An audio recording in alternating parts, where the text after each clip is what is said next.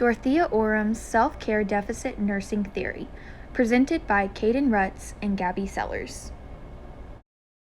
So the history of Dorothea Orem. Dorothea Orem was born in 1914 in Baltimore, Maryland. She died in 2007 in Savannah, Georgia. And as far as her education goes, she received her diploma for nursing from the Providence Hospital School of Nursing in Washington, D.C. in the early 30s. She went on to receive her Bachelor's of Science in Nursing in 1939 and her Master's of Science in Nursing in 1945 from the Catholic University of America in Washington, D.C. And one thing that stood out to me when researching this was the fact that she was able to kind of pursue an education during kind of the middle of the tail end of the Great Depression. I thought that was pretty impressive.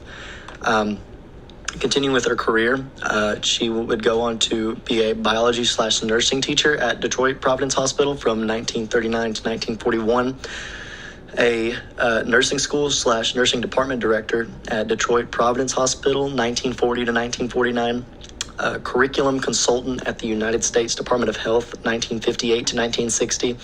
Assistant professor at the Catholic University of America, 1959 to 1964. Associate professor at the Catholic University of America, 1964 to 1970. And then for a brief period, she was the Dean of School of Nursing at the Catholic University of America from 1965 to 1966. And it's also worth noting that throughout the span of her career, she obtained 5 honorary doctorates from different schools across the country, which is no easy mark for sure.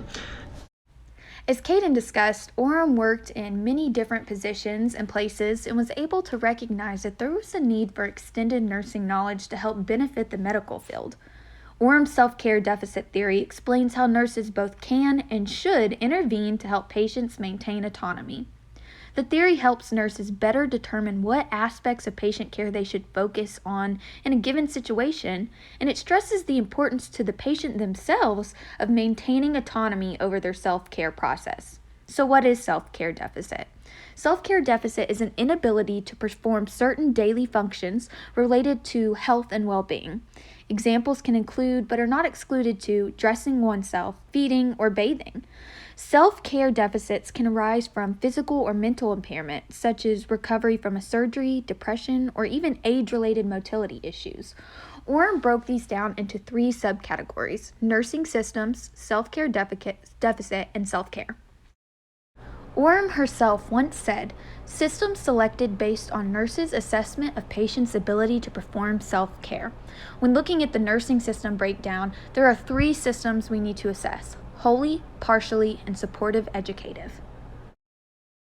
In Orem's self-care deficit theory, she really focuses on specific scenarios needing the attention of nurses.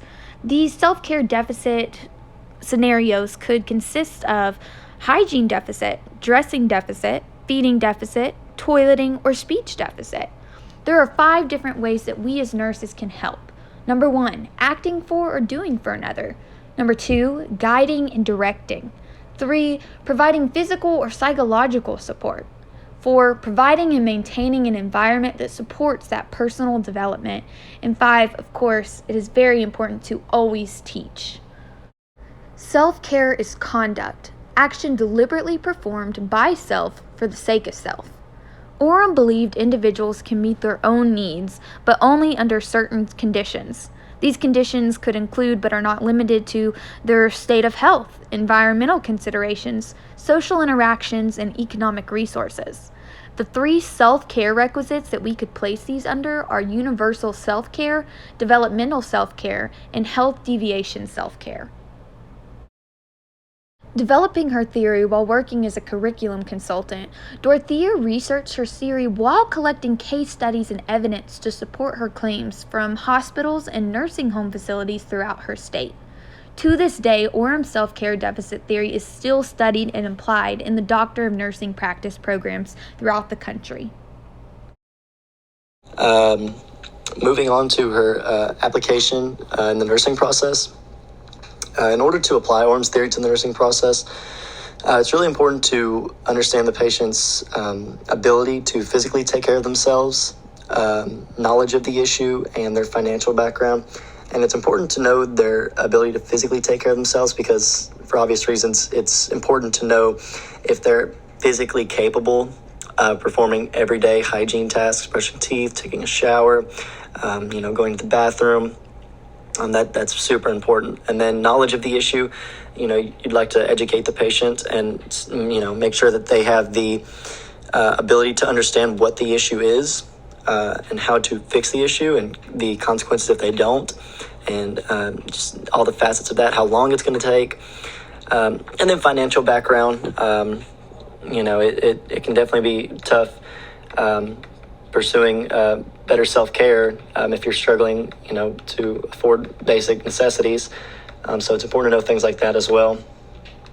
And then once you kind of have an idea of those three things, you're able to apply Orem's theory to the nursing process and kind of assess how well the patient can care for themselves once they are discharged from the place of care.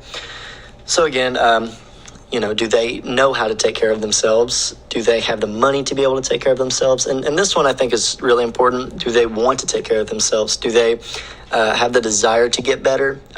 Because if they don't, it's going to be a lot tougher for them to make any progress, if any at all. And another important one is, do they have any support?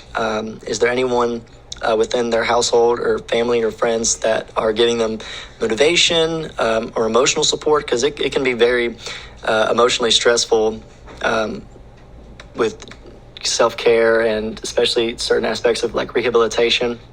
So it's important to know that as well. So if I had to give an example of a patient and kind of what their background would look like as far as this theory goes, is if you have a 75-year-old patient with they've fallen, broke their hip, one thing you'd want to look for is their financial background. Do they necessarily have the money to afford treatment or ambulator tools, walkers, anything like that, physical therapy. And then once you get into that, you can start to think about if they were able to really take care of themselves before the fall. And you'd also like to assess their knowledge of the issues, so they have kind of had an idea of what they're capable of, so that they don't fall again. And so things like that are just really important. And I think her theory did a lot of good just as far as taking a deeper look into a patient's life and not just, trying to kind of solve the problem at hand, but making sure that you really improve the quality of their life going out of the place of care, which I think really, I would argue, was a ginormous contribution to the world of nursing. Attached here, we have the resources we were able to use to gather information for this project. We used nursing theory and nursing labs online, where all this information is available, as well as Nursing Concepts of Practice, the book Miss Orem herself came out with.